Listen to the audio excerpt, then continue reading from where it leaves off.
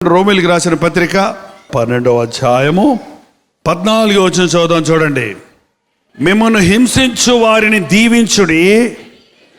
దీవించుడు గాని శపించొద్దు. సంతోషించు వారితో సంతోషించుడి, ఏడ్చువాడితో ఏడుబడి, ఒకడితో ఒకడు మనస్సు కలిసి ఉండుడి. హెచ్చువాటి యందు కాక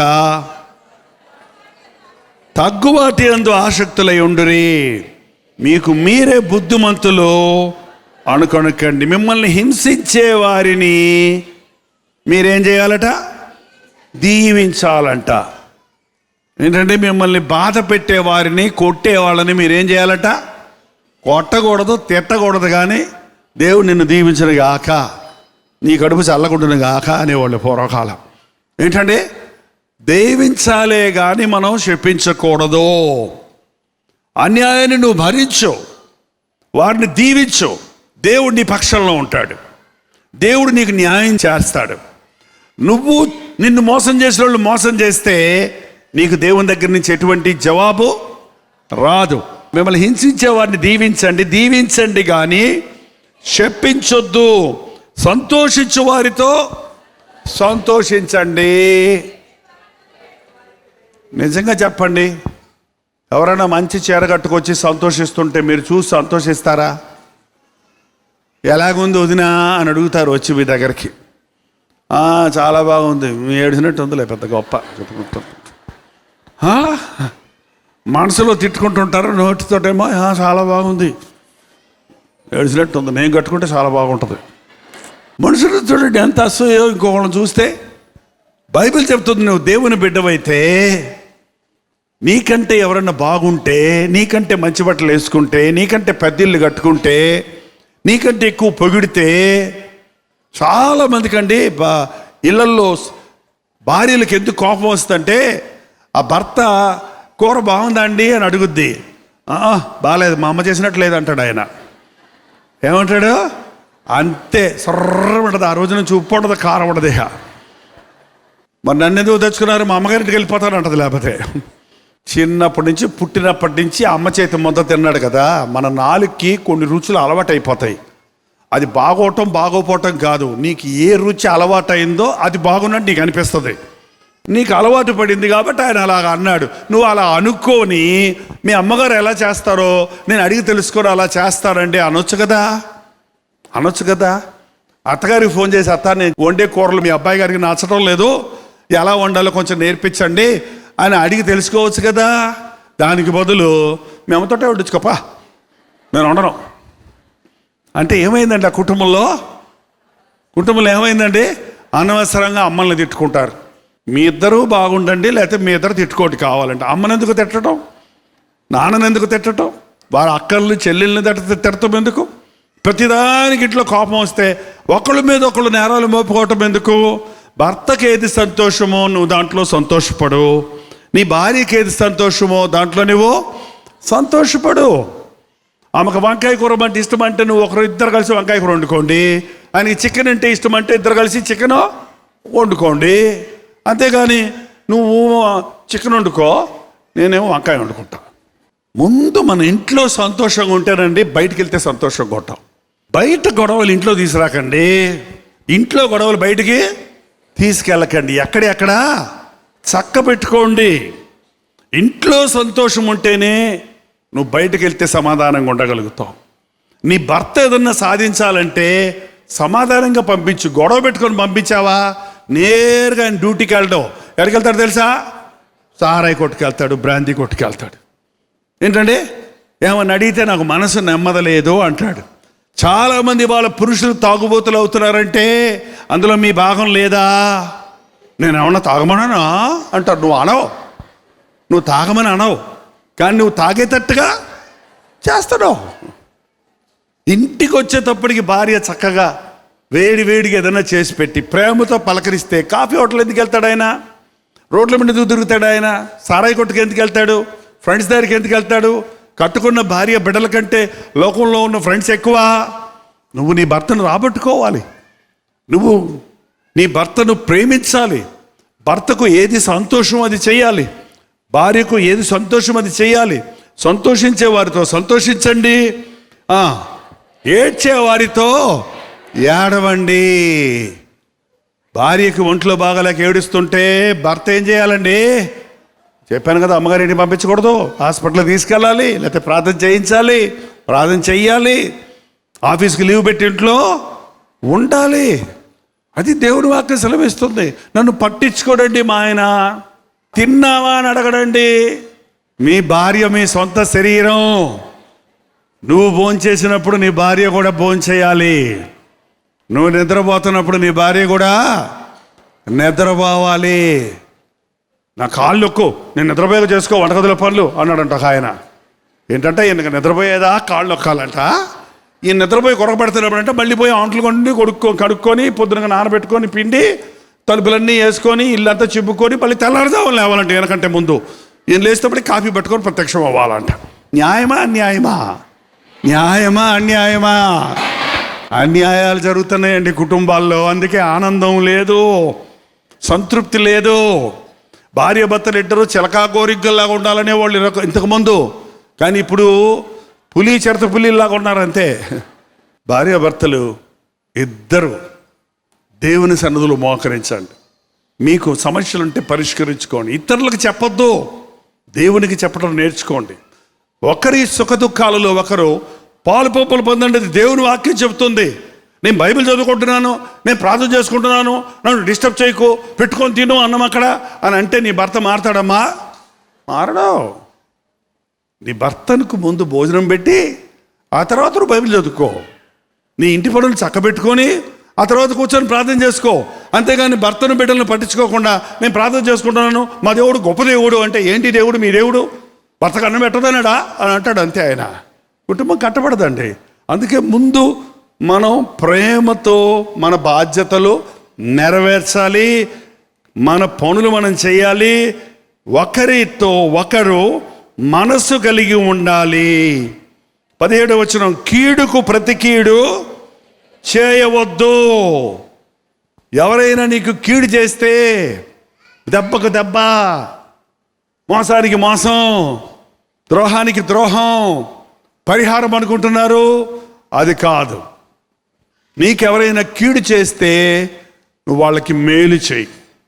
ఏంటంటే ఏ భార్య కూడా తన భర్తకు కీడు చేయకూడదు. ఏ భర్త కూడా తన భార్యకు అన్యాయమో, అది బైబిల్ భక్తి. అదండి బైబిల్ అంటే. ఏదో ఇతర దేశాల భక్తి, అదేదో వింతైన కొత్త భక్తి అనుకుంటున్నారు. కానీ యేసు ప్రభువు చెప్పిన బోధ అంతా జీవిత విధానం. మనం ఎలా జీవించాలి, ఎలా మాట్లాడాలి, ఎలా ప్రేమ కలిగి ఉండాలి, ఎలా సమాధానంగా ఉండాలి, ఎలా సముదాయంగా సంతోషంగా ఉండాలి, ఎలా ఒకరితో ఒకరు కలిసి జీవించాలి, ఎలా అందరం కలిసి దేవుని యందు ఆనందించాలన్నదే ప్రభువు చెప్పిన సందేశముల యొక్క సారం. మనిషిని విభజించేది ఎప్పుడు పాపం. పాపం మనుషుల్ని వేరు చేసేస్తుంది. ఆదామును మొదలు చేశాడా, అవ్వను మొదలు చేశాడా? మీకు అందరూ బైబిల్ తెలుసా? ఎలా చేశాడు? నేల నుండి మట్టి తీసి నరుడిగా చేసి నాసికారంధ్రాల్లో అని ఊదగానే నరుడు జీవాత్మ కలిగిన వాడయ్యాడు. సృష్టి అంతా ముందు చేశాడా, ఆదామును ముందు చేశాడా? ఆదాం కోసం అన్నీ సిద్ధం చేసి ఇంత గొప్పని సృష్టిని తయారు చేసి చివరిలో ఆదామును చేసి ఇదంతా నీ కోసమే, నువ్వు ఆనందించు, నువ్వేం చెప్తే అది ఏంటది. సింహమా రమ్మంటే వస్తుంది, పులి రమ్మంటే వస్తుంది. అన్నిటికీ పేర్లు పెట్టింది ఎవరో? ఆదామే పేర్లు పెట్టాడు. కానీ దేవుడు చూశాడంట, ఎంతసేపు చెట్లలో తిరుగుతున్నా, ఎన్ని జంతువులతో ఆడుకున్నా, ఎంత సంచరించినా, కాసేపు సరదాగా ఉన్నా ఒంటరిగా ఉండటం గమనించాడు. ఏ పులి, ఏ పిల్లి, ఏ కుక్క, ఏ పక్షి అతనికి సాటి అయిన సహకారిగా లేవు. అందుకేం చేశాడు దేవుడు? ఆదాముకు గాఢ నిద్ర కలుగు చేసి ప్రక్కటెముకల్లో ఒక ఎముకను తీసి, ఏంటండి క్లోరోఫామ్ ఇస్తారు, అనస్థీషియా ఇస్తారు ఆపరేషన్లో. ఇప్పుడు డాక్టర్లు కనిపెట్టారు. కానీ ఎప్పుడు ఇచ్చాడు దేవుడు? అప్పుడే ఇచ్చాడు ఆయన పరమ వైద్యుడు. మన శరీరంలో ఏ అవయవం, ఏ ఎముక కట్ చేసినా ఇంక మళ్ళీ పెరగదు. కానీ ఈ రిబ్బు, ఈ పక్కటెముకలు ఒకవేళ కట్ చేస్తే అవి మళ్ళీ పెరుగుతాయంట. అందుకని ఏం చేశాడు, ఏం తీశాడు ఆయన? పక్కటెముకల్లో తీసి హవ్వను చేశాడు. మట్టితో ఆదామును చేసిన దేవుడు మరో మట్టి ముద్ద తీసుకొని స్త్రీని చేయలేడా? మరి ఎందుకు చేయలే? చేసుంటే వీళ్ళిద్దరికీ సంబంధం ఉండదు. భార్యాభర్తలిద్దరికీ సంబంధం ఉండాలి, బాంధవ్యం ఉండాలి, ఏకత్వం ఉండాలి. మరో రూపం అయిపోతుంది, మరొక కొత్త సృష్టి అయిపోతుంది అది. కాబట్టి ఆదాముకు సాటి అయిన సహకారిగా ఉండాలని అతని ఎముకల్లో నుంచి ఎముకను తీశాడు. ఎవరో అన్నారు, ఒక దైవజనుడు, పక్కటెముకల్లో నుంచి ఎందుకు తీశాడు? కాళ్ళలో నుండి ఎముకను తీసేసి ఉండొచ్చు కదా అని. కాళ్ళలో నుండి ఎముకను తీసి అవ్వం చేసి ఉంటే ఇవాళ ప్రతి పురుషుడు ఏమనేవాడు తెలుసమ్మా? ఎక్కడి నుంచి వచ్చావు, ఏంటి మాట్లాడుతున్నావు?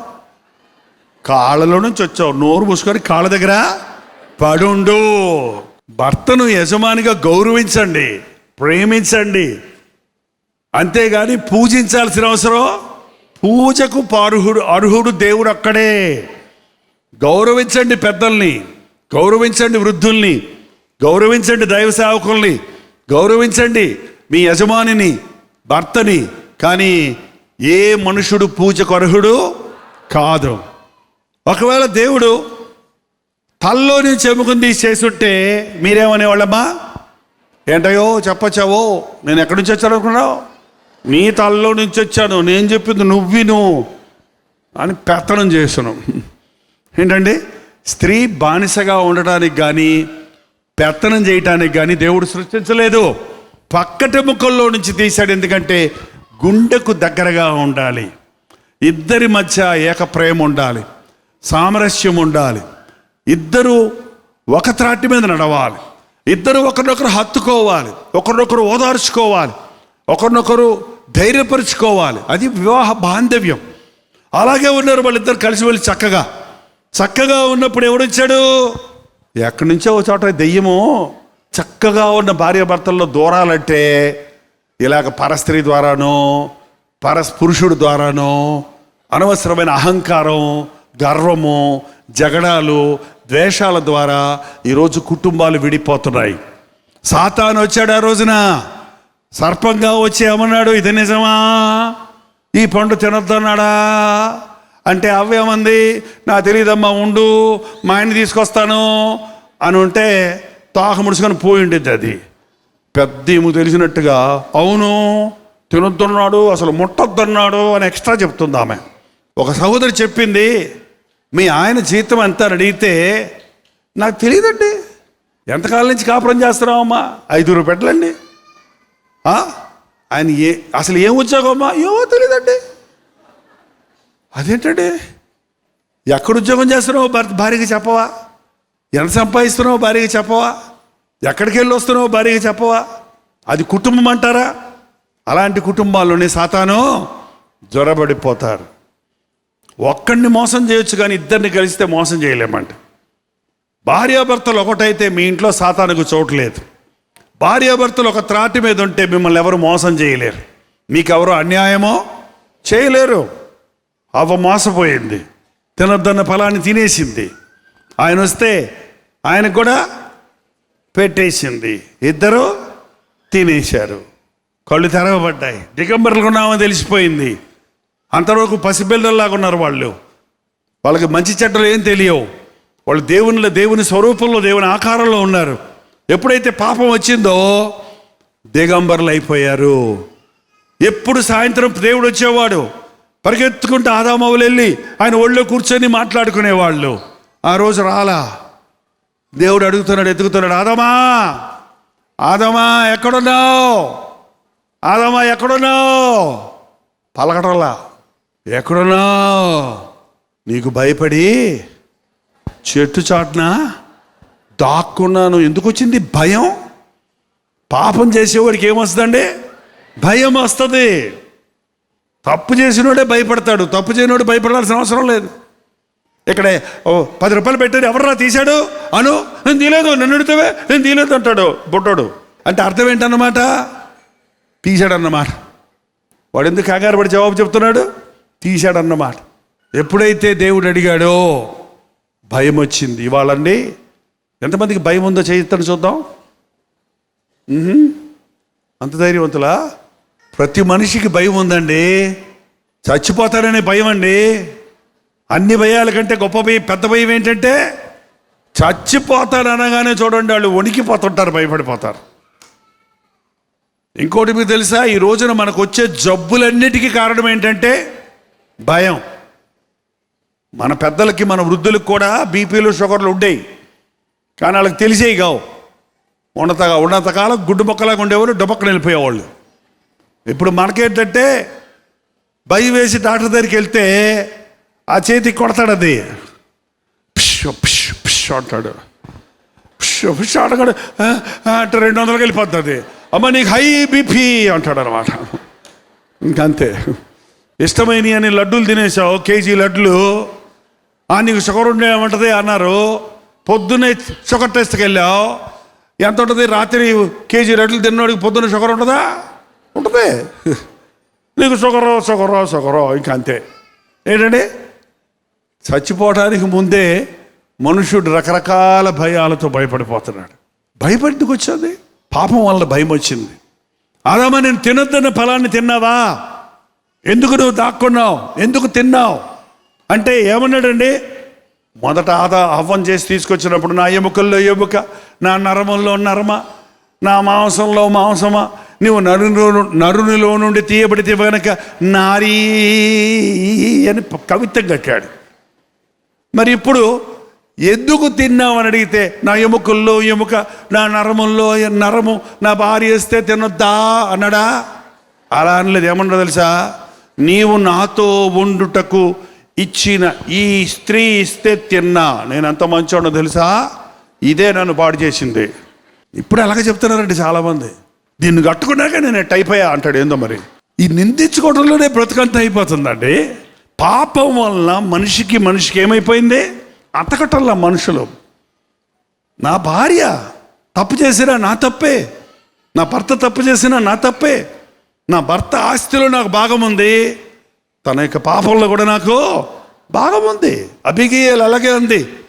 నా భర్త దోషము నా దోషము ఎంచుకో, నన్ను క్షమించు, నా భర్తను చంపొద్దు అని దావీదు కాళ్ళ మీద పడిన చూడండి. ఇవాళ మనం దేవుని సన్నిధిలోనికి వెళ్ళి నీ భార్య దోషం ఉంటే, నువ్వు నీ భర్త దోషం ఉంటే మీరు ప్రభు పాదాల దగ్గర పడి ప్రార్థన చేయాలి. కానీ ఆయనే నాకు తెలియదు అని హేళన చేయటమో, ఊరంతా అసభ్యంగా మాట్లాడుకోవటమో, ఇతరులకు తెలియజేసి డబ్బులు పాలవటమో సరైన పద్ధతి కాదు. ఎప్పుడైతే పాపం వచ్చిందో వేరుపాటు వచ్చేసింది. అయితే యేసుక్రీస్తు ఈ లోకంలోనికి ఎందుకు వచ్చాడో తెలుసండి? యేసుక్రీస్తు ఈ లోకానికి ఎందుకు వచ్చాడమ్మా? పాపుల్ని రక్షిస్తానికా, మన కోసం కాదా? నన్ను అడిగితే ఈ ప్రశ్న ఎవరైనా యేసుక్రీస్తు ఈ లోకంలోనికి ఎందుకు వచ్చాడంటే నేనేం చెప్తానంటే, నా కొరకే వచ్చాడు. నా ఒక్కడిని రక్షించడం కొరకు నా యేసు ప్రభు ఈ లోకంలోనికి వచ్చి సిలువలో మరణించి తిరిగి లేచి ఉంటాడని నేను నమ్ముతున్నాను. నువ్వు నమ్ముతున్నావా? ఆయన చాలిన దేవుడిగా ఉన్నాడు. ఎంతమంది నా యేసు ప్రభు అని ఆయన దగ్గర నువ్వు దోచుకున్నా తరగని ధననిధి ఆయన దగ్గర ఉండి అనంతమైన స్వరూపము కలిగిన ఆయన చాలిన దేవుడిగా ఉన్నాడు. ఆకాశము నా సింహాసనము, భూమి నా పాదపీఠము. ఏంటంటే భూమి చపాతీ పీట అంట. ఆకాశము నుంచి ఆయన తల దగ్గర నుంచి నడుం దాకా భూమికి ఆకాశం ఎంత ఎత్తుందో అంత స్వరూపం అయింది. ఆయన పాదాలు మాత్రమే భూమి మీద ఉన్నాయి. భూమిలో 3 వంతులు నీళ్ళు ఉన్నాయి, 1 వంతే మనుషులు ఉన్నారు. ఈ చపాతీ పీటలో ఉన్న 3వ వంతు మనుషులకి ఆకాశం అంత ఎత్తైన దేవుడు చాలడా? ఎంత పంచుకున్నా, ఎంత స్వాధీనపరుచుకున్నా తరగని దేవుడిగా ఉన్నాడు. యేసు ప్రభు గొప్ప దేవుడు అండి. ప్రభు చెప్పిన మాట వినండి. మీకు అన్యాయం జరిగితే మీకు నష్టం కలిగితే, మీకు బాధ కలిగితే, మీకు అవసరత కలిగితే, మీకు సందేహం కలిగితే మోకాళ్ళ మీద పడండి. ఏం చేయాలండి? మోకాళ్ళ మీద పడండి. దేవునికి మొరపెట్టండి. లూకా సువార్త 18వ అధ్యాయం 1వ వచనం అండి. వారు విసుకక నిత్యము ప్రార్థించుచునుండుటకు ఆయన వారికి ఒక ఉపమానం ఇచ్చెను. ఒక న్యాయాధిపతి పట్టణంలో ఉండెను. ఆ పట్టణంలో ఒక విధవరాలు ఉండెను. ఆమె తరచూ నా ప్రతివాదికి నాకు న్యాయం తీర్చమని అడుగుచూ వచ్చాను, కానీ అతడు కొంతకాలం ఒప్పుకోడలేదు. తరువాత అతడు, నేను దేవునికి భయపడకయు మనుషులను లెక్క పెట్టకయు ఉండినను, ఈ విధవరాలు నన్ను తొందర పెట్టుచున్నది కనుక ఆమె మాటి మాటికి వచ్చి గోదాడకూడనట్లు ఆమెకు న్యాయము తీర్చుదనని తనలో తాను అనుకొనెను. మనం విసుకక ప్రార్థన చేయాలి. 3 రోజులు చేసి ప్రార్థన ఆపేయటం కాదు, ఒక అరగంట చేసి మానేయటం కాదు. మనం దేవుని దగ్గర మనకు అవసరమైన వాటి కొరకు, న్యాయం జరగటం కొరకు విసుకక ప్రార్థన చేయాలి. దానికి ఒక ఉపమానం చెప్పాడు. ఒక అన్యాయస్తుడు డబ్బులు ఇస్తే కానీ కేసు తీయనటువంటి న్యాయాధిపతి ఉన్నాడు. మనుషులకి భయపడ్డు, దేవునికి భయపడ్డు. అలాంటి వాడి దగ్గరకు ఒక విధవరాలు, అయ్యా నా న్యాయం తీర్చయ్యా అంటే డబ్బులు అంటాడు. డబ్బులు లేవయ్యా, నా న్యాయం తీర్చయ్యా. సరే చూద్దాంలే. మళ్ళీ సాయంకాలం వచ్చేది, నాకు న్యాయం తీర్చయ్యా. మళ్ళీ సాయంత్రం పొద్దున వచ్చేది, నాకు న్యాయం తీర్చయ్యా, నా న్యాయం తీర్చయ్యా అంటే ఆయన ఏమన్నాడట, డబ్బులు ఇస్తే కానీ ఎవరికేం చేయడు ఆయన.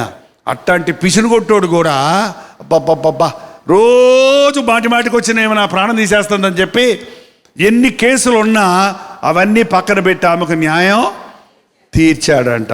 ప్రభు అంటున్నాడు, ఒక అన్యాయస్తుడు, 6వ వచనం, అన్యాయస్తుడైన న్యాయాధిపతి చెప్పిన మాట వినుడి. దేవుడు తాను ఏర్పరచుకొనిన వారు దివారాత్రములు తన్ను గురించి మొరపెట్టుకొనుచుండగా వారికి న్యాయము తీర్చడా? ఆయన వారికి త్వరగా న్యాయము తీర్చును. దేవుడు ఏర్పరచుకున్న వారు దివారాత్రములు తనకు మొరపెడుతుంటే వారికి న్యాయం తీర్చడా? తప్పక న్యాయం తీర్చును. మనుషులను నమ్ముకున్నట కంటే, మనుషులకు మొర్రపెట్టుకున్నట కంటే దేవునికి మొర్రపెట్టడం మంచిది. మీ ఆయన్ని ఎన్నిసార్లు అడిగినా నీకు చేయనిది నీ దేవునికి మొరపెడితే ఆయన మనస్సు మార్చి నీ అవసరత తీర్చేటట్టు చేస్తాడు. నిన్ను విడిచిపెట్టిన నీ భర్త మారాలని నువ్వు ప్రార్థిస్తే, నేను విడాకులు ఇస్తానే కానీ నేను ఈ కుటుంబంలో సంసారం చేయనన్న వ్యక్తి కూడా తిరిగి వెళ్ళి విడాకులు తీసేసుకొని భార్యాభర్తలు సమాధానంగా జీవించే సాక్ష్యాలు ఎన్నో ఉన్నాయండి. నువ్వు డాక్టర్ దగ్గరికి వెళ్తే, ఈ వ్యాధి నీకు నయం కాదమ్మా, నీకు పిల్లలు పుట్టరమ్మా అని చెప్పేస్తే, నువ్వు దేవుని దగ్గరికి వెళ్ళి మొరపెడితే, ప్రభు నాకు ఒక గర్భఫలం అయ్యా, నాకు బిడ్డని నీకు ఇస్తానంది అన్న, ఇచ్చాడా లేదా దేవుడు? ఇచ్చాడా లేదండి? డాక్టర్లకు అసాధ్యం కానీ, లాయర్లకు అసాధ్యం కానీ, మనుషులకు అసాధ్యం కానీ దేవునికి అసాధ్యమైంది ఏది లేదు. నేను ఒకటే మాట చెప్తున్నాను ఈ రోజు నుండి, మీకు ఏదన్నా కావాలంటే మోకాళ్ళ మీద పడండి. చెప్పండి, ఏదన్నా కావాలంటే. మీ చేత కాకపోతే మోకాళ్ళ మీద పడండి. ఏంటండి, ఉద్యోగం లేకపోతే మోకాళ్ళ మీద పడు. జీవితంలో సమాధానం దొరకకపోతే మోకాళ్ళ మీద. అన్యాయం చేయబడితే, మోసం చేయబడితే, నష్టం కలిగితే, కష్టం వస్తే మోకాళ్ళ మీద పడు. నోరు తెరిచి దేవునికి మొర్రపెట్టు. నీ హృదయ వాంఛలు తీర్చే దేవుడు, నీ విన్నపాలు ఆలకించే దేవుడు, అసాధ్యమైన కార్యాలను అడిగి ఊహించిన దానికంటే అత్యధికమైన కార్యాలను నీకు దేవుడు చేసి పెడతాడు. నువ్వు చచ్చిపోతావు, బతకవు, ఇల్లు చక్కబెట్టుకో అని కబురు చెప్పాడు యెషయా హిజ్కియాకి. ఏం చేశాడు ఆయన? ఏం చేశాడండి? గోడ తట్టు ముఖం తిప్పుకొని కన్నీళ్లు గారుస్తూ, ప్రభు ఒక్కసారి నన్ను జ్ఞాపకం చేసుకోవా, ఒకసారి నన్ను జ్ఞాపకం చేసుకోయా. ఇంతే ప్రార్థన, వేరేం లేదు. నన్ను ఒకసారి ప్రార్థన జ్ఞాపకం చేసుకో అని కన్నీళ్లతో మొరపెట్టగానే మళ్ళీ పరిగెత్తుకుంటూ వచ్చాడు ప్రవక్త. నీ కన్నీరు చూశాను, నీ ప్రార్థన ఆలకించాను, ఇంకో 6 నెలలు బతుకుతాలే అన్నాడా, ఇంకో 3 రోజులు బతుకుతాలే అన్నాడా? 15 సంవత్సరాల ఆయుష్ నీకు ఇస్తున్నాను. మనుషులు స్వస్థపరిస్తే కొంచెమే, తాత్కాలికమే. మనుషులు మనకు సహాయం చేస్తే 100 ఇస్తారు, 200 ఇస్తారు, 1000 ఇస్తారు, 10,000 ఇస్తారు, వడ్డీ కూడా అడుగుతారు మళ్ళీ. కానీ దేవుణ్ణి అడిగితే అంధకార నిధులను నీకు ఇస్తానన్నాడు. యెహోవా ఈరే, ఎప్పుడు ఏది కావాలో అది నీకు అద్భుతంగా చేయగలిగిన వాడు. నమ్మితే అద్భుతం చూస్తావు. నమ్ముట నీ వల్ల అయితే నమ్మవారికి సమస్తము సాధ్యం. మరి నమ్ముతున్నారా? యేసుప్రభుని నమ్ముతున్నారా? కష్టాలు వస్తే ఏం చేస్తారు? ఎవరైనా మోసం చేస్తే ఏం చేస్తారు? ఎవరైనా మిమ్మల్ని తిట్టకుండా తిడుతుంటే ఏం చేస్తారు? నోరు ఎప్పకుండా మోకాల మీద పడండి. భరించే ధైర్యం దయచే, భరించే శక్తి దయచే ప్రభా. అబ్బా, నువ్వు సిలువలో ఉన్నప్పుడు నిన్ను తిడుతున్నారు నన్ను. ఆహా, నాకు పరలోకమంద ఫలము అధికమగును. నువ్వు అలా చేసిన రోజండి నీ ఇంటి వారందరినీ రక్షించుకుంటావు, నీ భర్తను నువ్వు రక్షించుకుంటావు, నీ బిడ్డలు నువ్వు కాపాడుకుంటావు, నీ కుటుంబాన్ని నువ్వు కట్టుకుంటావు, నీ తోటి యవనస్తుల మధ్య నువ్వు రోషం కలిగి జీవించగలుగుతావు. నీ వ్యాపారంలో దీవెన ఉంటుంది, నీ రాబడిలో ఆశీర్వాదం ఉంటుంది, నీ శరీరంలో ఆరోగ్యం ఉంటుంది. సాతాను నిన్ను ముట్టలేడు. దేవుడు మనల్ని ఎట్ట కాపాడతాడంటే, కంటి పాపను మీ ఏళ్ళతో మీ కంటి పాపను ముట్టుకోండి ఎవడన్నా అనగానే కంటి రెప్పలు ఏం చేస్తాయి? పటక్క మూసిపోతాయి కదా. మనకే అంత కాపుదలు ఉంటే, మన కంటి రెప్పలకి అంత మనల్ని కాపాడుతుంటే, కుణుకడు నిద్రపోడన్న ప్రభువు ఏ అపాయం రాకుండా నిన్ను కాపాడుతాడు. ఇంత గొప్ప యేసు ప్రభు ఉండగా మనుషులు నమ్ముకొనటం దండగా. మీరు ప్రార్థన చేస్తుంటే మీ జీవితంలో ఏ కొరతలు ఉన్నాయో, ఏ లోట్లు ఉన్నాయో, ఏ స్థితిలో మీరున్నారో మీరు అర్థం చేసుకోగలుగుతారు. లేచి నిలబడండి, ప్రార్థన చేద్దాం. ప్రార్థన. పరిశుద్ధుడా, ప్రేమగల తండ్రి, ఒక్కసారి నీ బిడ్డలను చూడు నాయన. ఇది మొదలుకొని నిన్నే నమ్ముకుంటామయ్యా, నీకే మొరపెట్టుకుంటామయ్యా. నీవే మా దేవుడవయ్యా, నీవుంటే చాలయ్యా. మాకు బాధ వచ్చినప్పుడు, మాకు కరువు వచ్చినప్పుడు, మాకు శ్రమ వచ్చినప్పుడు, మాకు వ్యాధి వచ్చినప్పుడు, మాకు వ్యాజ్యం వచ్చినప్పుడు మేము ఎక్కడికి వెళ్ళగలమయ్యా? నీ దగ్గరికి వస్తామయ్యా, నీ సన్నిధి నుండి చెప్పుకుంటామయ్యా. మా పక్షంలో వాదాడి, మా పక్షంలో వాదించి మాకు జయము దయచేయి నాయన. మా పక్షంలో ఉండి మాకు కొరకు న్యాయం చేయి తండ్రి అని ఎవరెవరు మొరపెట్టుకుంటున్నారో వారందరికీ నీవు సహాయం చేయి. ఇక్కడ ఉన్న ప్రతి ఒక్కరూ నీ చేత ఆశీర్వదించబడి ఇక్కడి నుంచి వెళ్ళాలయ్యా. ప్రతి విధమైన రోగమును నాజరేయుడైన యేసుక్రీస్తు నామములో స్వస్థపరుస్తున్నాము తండ్రి. మూయబడిన ప్రతి గర్భాన్ని తెరుస్తున్నాము నాయన. ఉద్యోగము లేదన్న వారికి నాయన ఒక అద్భుతాన్ని జరిగించి మంచి ఉద్యోగాన్ని దయచేయము తండ్రి. వివాహాల విషయంలో ఎన్ని సంబంధాలు వచ్చినా సెట్ అవటం లేదని నిరుత్సాహంతో ఉన్నవారికి యోగ్యమైన సంబంధం నీ చిత్తంలో, నీ సమయంలో వివాహాలు జరగడానికి సహాయం చేయను ఆయన. పంటల్లో పాడిలో నష్టాలు వచ్చాయని ఇబ్బంది పడుతున్న వారి జీవితాలలో ఇది మొదలుకొని నేను ఆశీర్వదిస్తానన్న వాగ్దానంతో నీపయ్యా నీ గాయపడిన హస్తమును చాపి ప్రతి ఒక్కరిని దర్శించి నీ సన్నిధిలో ఆశీర్వదించమని యేసుక్రీస్తు నామములో అడుగుచున్నాము తండ్రి. ఆమేన్, ఆమేన్, ఆమేన్.